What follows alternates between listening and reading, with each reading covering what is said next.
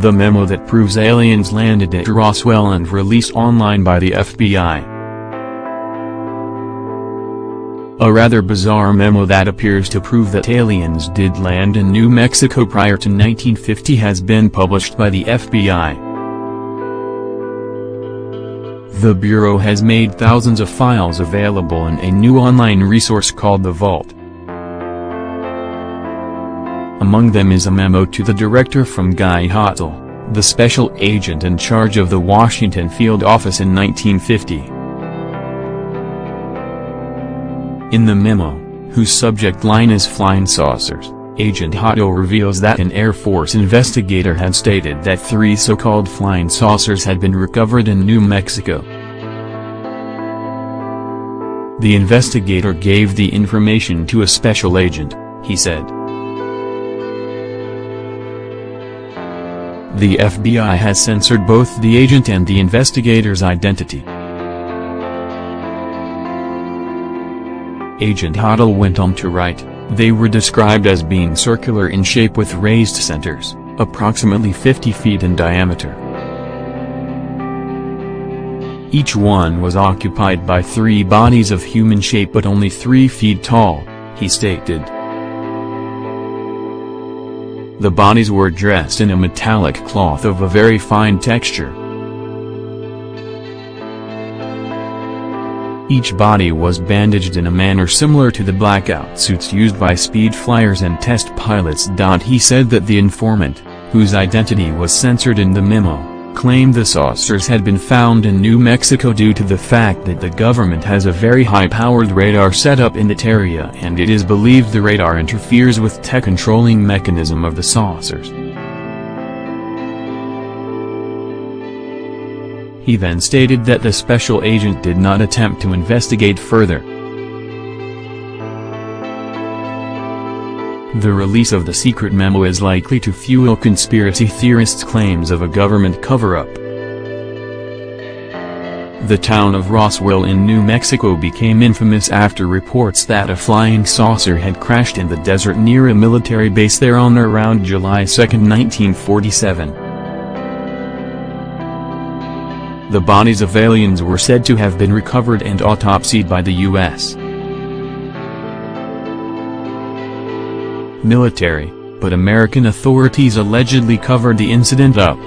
Military authorities issued a press release, which began, "The many rumors regarding the flying disc became a reality yesterday when the intelligence officer of the 509th Bomb Group of the 8th Air Force, Roswell Army Airfield, was fortunate enough to gain possession of a disc." The headline screamed, "Flying disc captured by Air Force." Yet, just 24 hours later, the military changed their story and claimed the object they'd first thought was a flying disc was a weather balloon that had crashed on a nearby ranch. Amazingly, the media and the public accepted the explanation without question. Roswell disappeared from the news until the late 70s, when some of the military involved began to speak out. Another memo published in the Vault from 1947 claimed that an object purporting to be a flying disc had been recovered near Roswell. The disc was hexagonal in shape and suspended from a balloon by a cable, according to the memo, marked as urgent, to the FBI director. The memo noted that the disc resembled a weather balloon, yes, the famous weather balloon, but claimed that a telephone conversation between the Air Force and the field office had not, word censored, borne out this belief.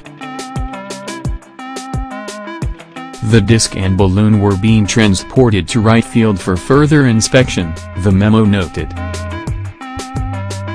It added that the information was being flagged up because of national interest in the episode, and noting that both NBC and the app were set to break the story that day.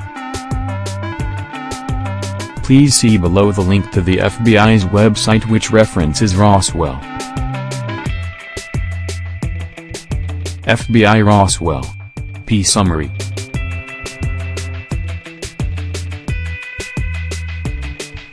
So after so many years it looks like we are now getting a little more clarity on the whole Roswell incident, and it appears that this was not an incident with a weather balloon and crash test dummies after all. The unfortunate thing about this whole event is the fact that so many people throughout the years have been made out to be liars and looking for publicity, when after all the simple fact is that this incident was very much what it appeared to be by witnesses on the ground.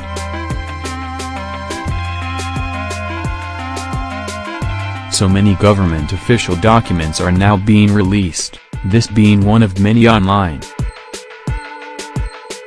You will also find on the NSA's website confirmation of alien contact, however they have kind of tried dismissing it as a bit of humor, which still doesn't cover up the fact that they have a document on their website confirming alien contact. With all of these official releases of information into the public domain and the amount of attention UFOs and aliens are getting in the media, one thing is for sure, and we are being prepped for something. This official press release on the FBI's website is huge news in the world of discovery, especially with this being about one of, if not the most significant UFO stories ever.